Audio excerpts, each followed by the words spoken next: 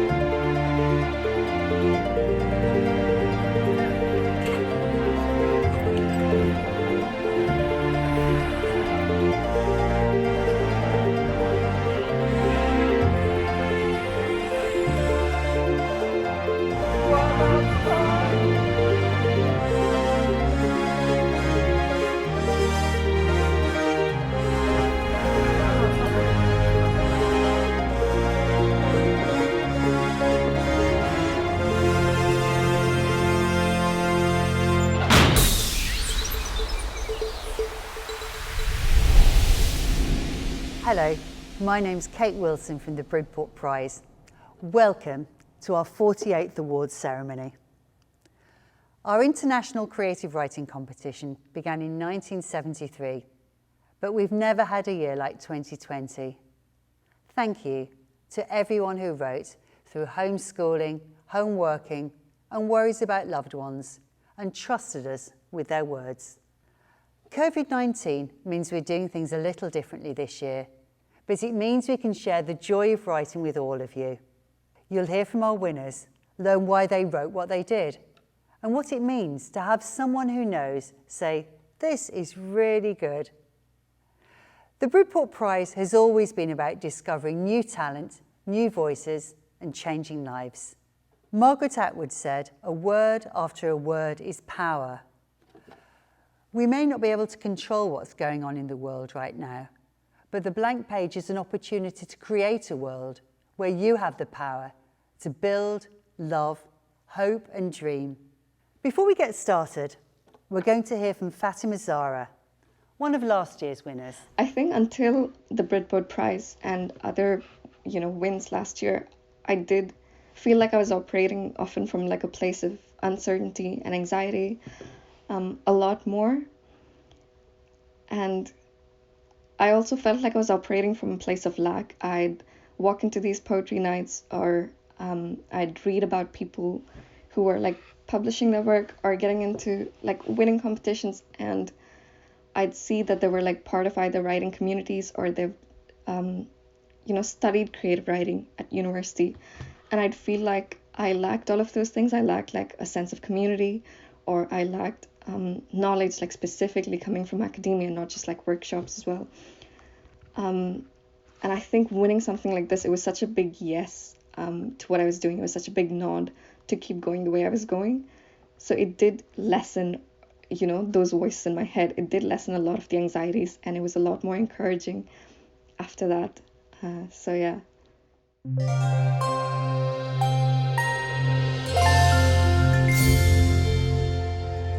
A good short story is quick to read but impossible to forget. It's about distilling words, building drama, and ending strong.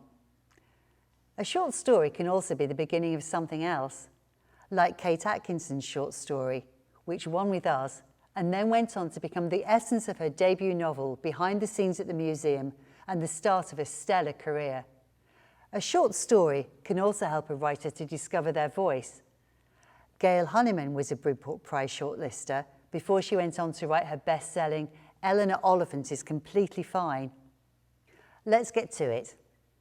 Third prize and £500 goes to David Mills Daniel. Second prize and £1,000 goes to Cara George. Let's hear from our judge, Nell Leishon, who will tell us about the winner and talk about this year's judging process. Nell.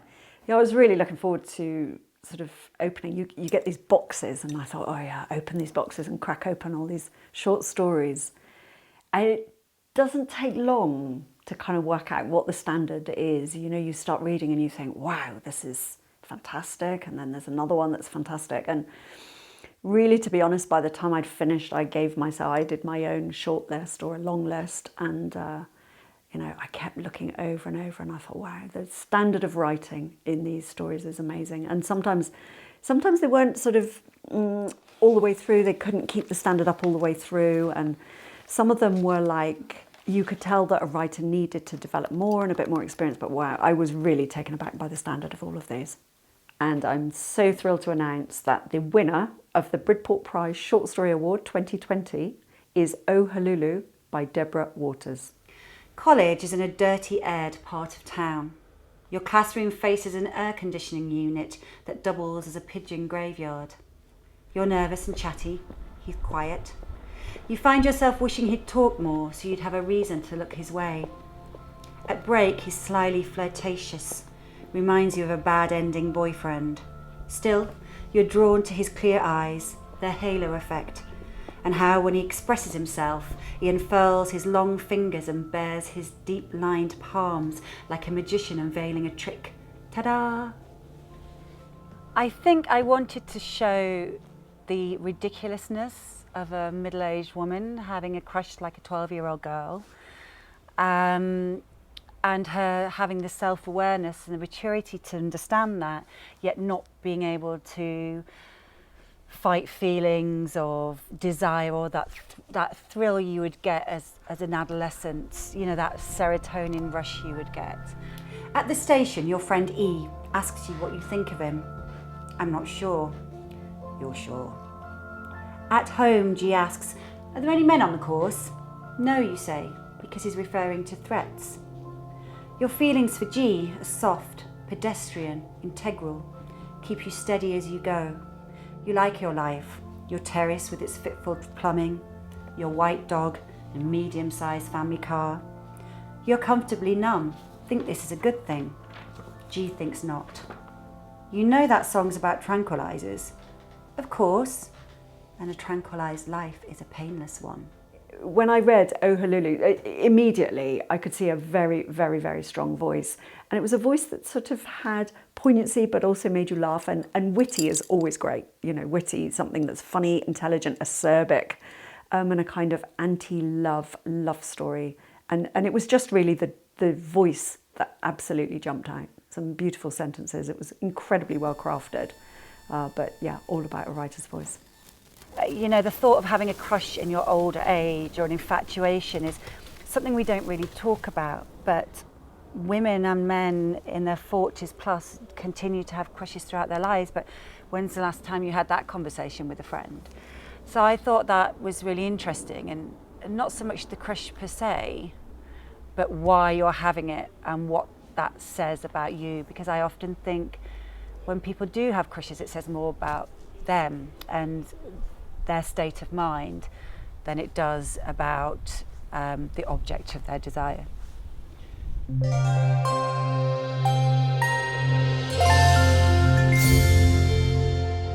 To win our poetry competition, you don't have to be Tennyson, just talented. It's all about having the courage to put yourself on the line. This year's poems range from the tumultuous love affair between Kurt Cobain and Courtney Love to the wild adventures of an American railroad engineer. And now to the results. In third place and winning £500, Roland Molyneux. In second place and winning £1,000 is Luke Allen.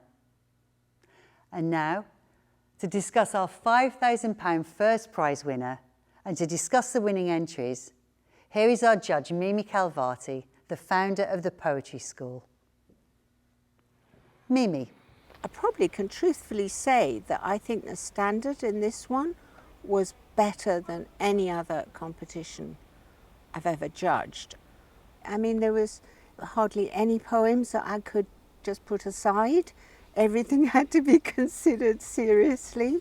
Actually, I have to say that in my very first read through of all the poems, the final winner, I had actually put double tick on it and written winner ? So it did stand out right from the beginning. The hardest bit was actually later coming to the highly commendeds and so on. But this first prize winner had all the characteristics of a poem that leaps out of the page at you. My warmest congratulations to the very deserving winner, which is Michael Lavers with his poem, Low Tide. Low tide. For 6 straight days, my bored suburban 6-year-old has floated in a sun-stroked daze, in love with all the lavish frills he's found. Gobbets of flesh the heat has bloated, shriveled, blanched, and browned. Since I had kids, my poetry has changed immensely because I feel like most of the things I write now are either directly influenced by my kids, directly addressing my kids, directly about my kids, or in some way implicitly influenced by my status as a parent now. I write in a way knowing that when they're grown up, they might be curious one day to find out what their old man was up to and poke their noses into my book and find out. Yeah, so it's kind of a long-term... I'll see down the road how they feel about it. I don't know yet. There might be something that piques my interest and I might follow it and I might be very surprised where it takes me. So it's just one poem and then the next poem and then the next poem. And when I get too tired of writing poems that rhyme, I write poems that don't rhyme, or vice versa, just to keep myself interested. Soon my son's rich in captives, cockles and chitons stewed in scum, that same concoction which conspired with the primal sky and made a sea's unconscious sum divide and multiply. A very heartwarming poem about the relationship of a parent to the child. Wonderful observational details, wonderful vocabulary that went with that. I mean, I was very struck by the technical mastery of this poem, which is completely artless. You wouldn't even barely notice it, but it's beautifully and subtly and skillfully done. This poem is actually about the ephemerality of sea life and all these little creatures and things, but also I think of childhood, and that's what really spoke to me.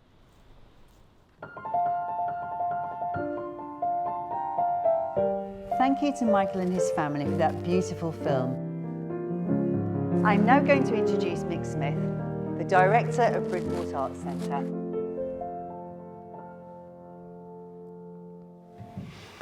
The Bridport Prize simply wouldn't be here if it wasn't for this art centre. We're a local charity based in this beautiful former Methodist chapel. Surrounding us are wide streets where fishermen's ropes used to be laid out to dry in the sun. Almost 50 years after the Bridport Prize was started, it's still a vital lifeline for us. But right now, we're in a fight for survival, and we're not alone. All over the world, galleries, stages, screens are all paused in a pivotal moment that threatens the future of the arts. We need your help to prevent the loss of the arts for a generation. To create is human, whether it's words on a page, paint on a canvas, or a spine-tingling moment in the theatre. It's part of who we are. So please help, give what you can. Details below. Thank you. The day the anthologies come back from the printers is one of the most exciting days of my year. And here they are. Who doesn't love a new book? And this is a new box of books. Look at these. The 2020 anthologies, hot off the press. A word about these anthologies. They are your chance to be published, to be read, to be out there. Seeing your words in print for the first time is a feeling you never forget. It's a magical feeling when you cross that line from dreaming to doing. Our anthologies are read by agents, and your presence in these pages adds kudos when pitching. A book is forever. It's something that can be given to friends and family or passed down to future generations. Your words, your achievement, your legacy. The anthologies also help fund the prize, which in turn helps us find new writers each year. Why not put one on your wish list? Thank you.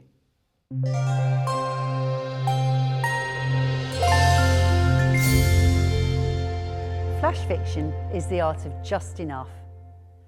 It may be the sprint of creative writing, but these micro-stories never feel rushed. They have a jolt of electricity that brings characters to life. Kit Duvall won with us twice in flash fiction, came back as a judge, wrote a best-selling novel, and now has a full-time writing career. These 250 words can really make things happen. Let's get to the results. In third place is Olga Morony. In second place is Gaynor Jones. And to announce our first prize winner, we return to our judge, Nell Lashon. So funny, isn't it? When you're judging, you're looking for so many different things. You're looking for... I'm always looking for a voice. That's my passion, is where each writer has a very particular voice and an individual voice, and I have such faith, and I hate it when writers' voices are interfered with and they're not respected. So I'm always looking for a voice. And the other thing I love is being surprised. I just want to be surprised. I want something to be arresting about the piece. I want the language to feel freshly minted, as though, yes, it's the same language that we all use, but there's something fresh and new about this. I'm delighted to say that the winner of Flash Fiction for the Bridport Prize 2020 is Mum Died by Rowena Warwick. Mum died reaching for a packet on the top shelf of a kitchen cupboard. She died cleaning out the rabbit hutch, and again after a dog ate Hazel. I was sitting on the back doorstep shelling peas when it happened. Somehow I wasn't surprised. She died again when her car ran into a stationary vehicle. You remember? We were on the way home from ballet in Harlow. That man shouted, but it didn't matter because Mum was dead. She died in the pub while we were outside with our crisps, and once more singing at church where there was a pillar and we couldn't see her. Before all this, she had died several times in Dad's Ford Anglia when he was teaching her to drive. Luckily, it was only her. I read this title, Mum Died, and then the shock, I remember having a sort of physical shock. Oh my goodness, this is wholly original. I mean, it's beautifully written and very elegantly written, but it's wholly original. This idea that you die so many deaths. It's such a profound piece, and yet it is flash fiction. It's a tiny piece, but very profound, about somebody dying over and over, and all of these things are disappointments. They're sort of mini deaths, or excitements are mini deaths, and it's just this extraordinary thing. I'd never sort of thought of that as a concept. It's all of these things in our lives. We're born once and we die once. We have many birthdays. We have Christmases. We have all of these different things, and yet, of course, we only die once. And yet this small piece of flash fiction takes that and totally smashes it and surprises you. And I just, put it to one side and kept coming back to it. And you kind of fall in love with a piece of writing, and that's what happened. I tend to write sort of longer fiction and poetry, and I've really come to flash fiction through the idea of the prose poem. And my attempts at flash fiction previously, I've been thinking a lot about story, and once I stopped thinking about story and thought more about words, it seemed to be easier for me, and that's really where this piece evolved from. Later, she died when I got my A-level results, a grand death with histrionics and proper flowers. She died in those shoes which were the wrong colour on my wedding day, and frequently since in the photos. She died with the arrival of each grandchild. There have been 6, or perhaps she was already dead, having suffered through each delivery. She died magnificently when she retired, and again at the bungalow, such a lovely garden, the pond, the tree heavy with plums. But more recently, she has used it all up, her skill in dying. Thin as a wisp she lies, grasping the covers, as if she might fall, as if death might not be able to catch her. Last year, when Fatima Zara won the Poetry Prize at 22, we were so inspired by her talent, we decided to launch a Young Writer Award. We're really glad we did. The quality of writing from young people under 26 has been incredible. And here to announce the winner is Nell Lashon. And the winner of the Young Writers Award for the Bridport Prize 2020 is Lydia Clark, who wrote the story Bring 'Em By, which was highly commended in the flash fiction. Writing is something I've always done. Stories sort of start with an idea, and then I'll think about an idea for a few days, sort of try and develop it into a story, and then that's when I start writing. Yeah, I quite like the challenge of the small word count, because you have to make every single word count. Bring 'em by. She never has enough. At the counter, grocery stack, her child whines. No problem, the kindly earner chirps. Pay with what you can. She strips her purse of coppers, pats the pockets of her Mac. She unhooks both earrings, slips off her dead husband's ring. Perfect, he smiles. Started with the idea of writing about a single mother, and then I tried to make it a story within a story.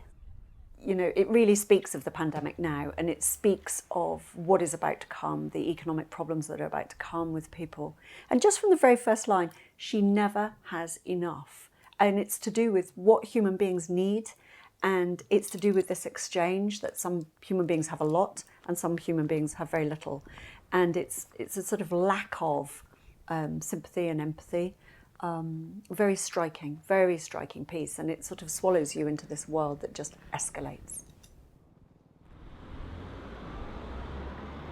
Lydia has also won another prize, the Dorset Award, sponsored by Antonia Squire, owner of the bookshop in Bridport. Welcome to the bookshop. Thank you. So what we have here is the Dorset Prize, and it is my very great honour to present it to you, the highest placed Dorset winner of the Bridport Prize. Congratulations. Thank you very much.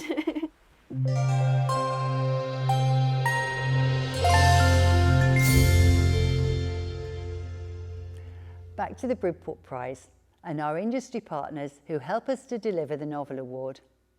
A.M. Heath, a leading London literary agency whose writers include Hilary Mantel. The Literary Consultancy, who've been offering advice to writers for over 20 years. And Tinder Press, who publish Patrick Gale and Maggie O'Farrell amongst others. Here they all are.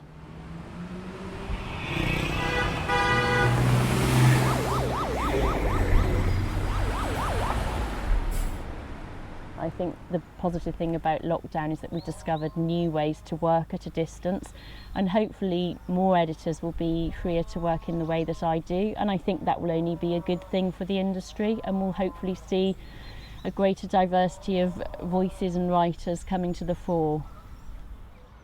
The First Novel Award is all about finding literary talent, finding the most exciting literature and writers of the future and for the future, and that's what we're interested in supporting and championing. Publishing is competitive. There are hundreds of writers who want to be published. And actually something like the Bridport Prize gives an opportunity for writers to show their case, their work to, first of all, the publishing industry, people like myself, but also then hopefully to readers who will buy the book.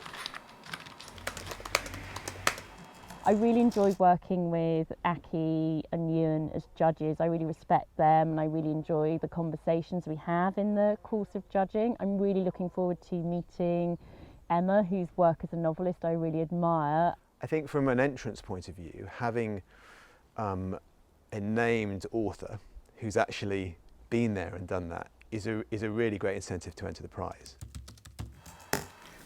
The mentoring programme that the winner of the First Novel Award gets enrolled on with TLC lasts for 12 to 18 months, over which the writer will get 6 sessions with a mentor.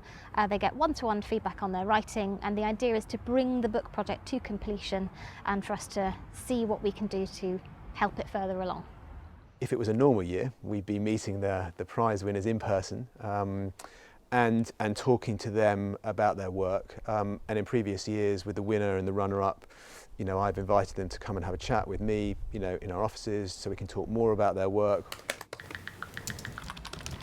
We just really aim as partners to be available to the winner and to help them on their journey, to advise them, to be a friend to them, I suppose, through a process that can seem intimidating.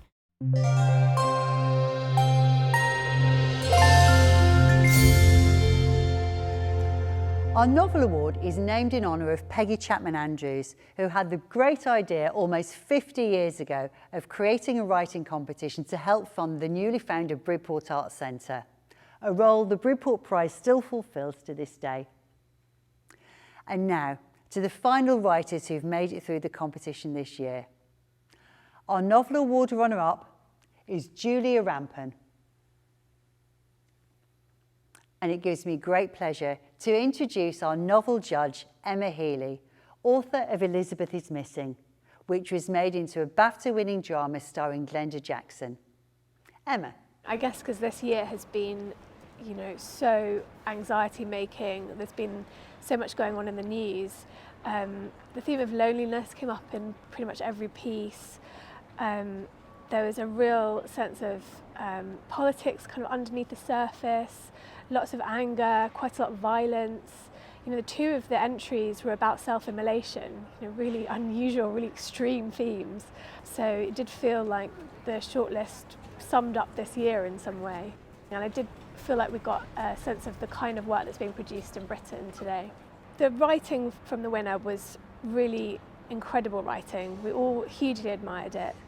And it was probably the most ambitious piece of writing as well. So it was really fascinating. It was endlessly surprising. I have no idea where they're going to take it after the 30,000 words, but I'm really keen to find out. And the winner of the Peggy Chapman Andrews First Novel Award 2020 is Helen and the Fires by Joseph Pearson. Helen and the Fires is about a young woman called Helen who she's just quit her job and broken up with her boyfriend and is kind of clearing the decks. She's decided she wants to just devote herself to writing. And she heads into town very early in the morning to attend a meeting before a protest march.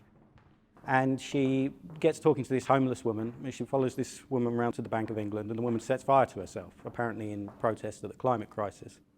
And so the novel becomes about Helen's involvement with the protest movement and with the climate crisis and how she feels about it and how she is supposed to respond to it, both as an artist and as a human being. A climate action tracker on a TV behind the bar, Europe an orange mass signifying insufficient, between Russia and the US, both in black, critically insufficient.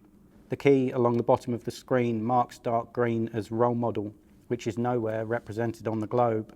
I've never wanted to be polemical, and I've never wanted to argue from from an explicitly political perspective. But at the same time, I felt like not confronting this particular issue, there was something irresponsible about it almost. I believe the government should be doing more, says Helen. That civil disobedience is a way of encouraging action, an effective way of raising awareness. Hannigan unfolds his arms and sighs. Some people find those demonstrations very disruptive, he says. Their tactics are often illegal. The ends justify the means, says Cole. I've not thought about it much, she says. I'm not sure how I would evaluate that, but instinctively, with an issue of this magnitude, I think I'd probably agree. I was very keen not to allow the politics to overwhelm the narrative itself, but at the same time, I wanted also to allow certain characters to act as mouthpieces for the protest movement, which was new for me. I ordinarily wouldn't allow myself to do that sort of thing because it was too sort of on the nose or too bald or too argumentative. He stands up and cuffs the leaves and twigs from his jeans, loose-limbed and tooled, his flesh pared down to bone and sinew. He owns nothing. He eats sparely from the obscenely bountiful refuse of this city's staggering wealth, passing through the system, a wraith. Where are you going? She says. Score, he says. Do you have any money? He shrugs. I'll sort something out.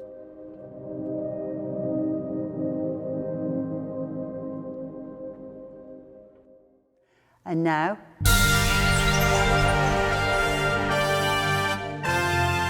our 2021 competition is now open. Ta-da! We can't wait to read your words. It's time to take a chance on you, and it could be your name up here next year. All entry details are on the website. Thank you for watching and for writing. If I had one piece of advice for a writer, it might be write with conviction and with clarity and with purpose. Believe in what you're writing, believe in what you're doing. Persevere, but not at the expense of your health. And keep faith in your ability to tell stories, because you are a storyteller and you are a writer, and as far as I'm concerned, there is no such thing as an aspiring writer. If you write, you are a writer. I think that Bridport has such a huge reputation. You know, there's so many people who have won one of the aspects of the Bridport Prize, whether it's flash fiction or short story or novel, and have gone on to be published, be really successful. You know, it's got a great alumni. You know, so I think that makes a big difference. I mean, I can understand that writers are often nervous about showing their work, you know, letting it loose out into the open, as it were. But at some stage you're going to have to do that anyway. If you want to be published, you're going to have to let other people read it. So the prize is a perfect opportunity, I think, a perfect stepping stone, if you like. Well, in a way you don't expose yourself, because actually you can enter a competition and you enter anonymously and nobody needs to know you've entered it and maybe not got anywhere. So that's reassuring, I think. From my point of view, blind entries are really important because they lend an objectivity to proceedings. I also campaign a lot around inclusivity and diversity in the industry, and blind submissions are one of the fairest ways to read work coming in. Remember that judges are subjective and you get different judges each year who have different taste, but yes, enter, absolutely enter. Just enter, try us. You may be in with a fantastic chance.